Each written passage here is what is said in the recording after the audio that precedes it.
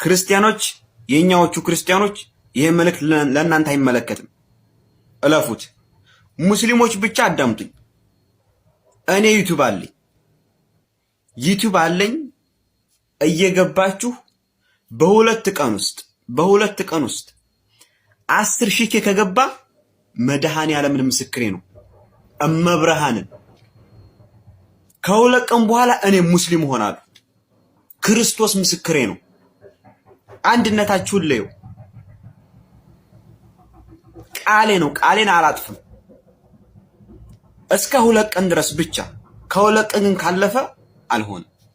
ግን እስከ ሁለት ቀን ድረስ 10,000 ካስገባችሁት መድኃኔዓለምን ነው የምላችሁ።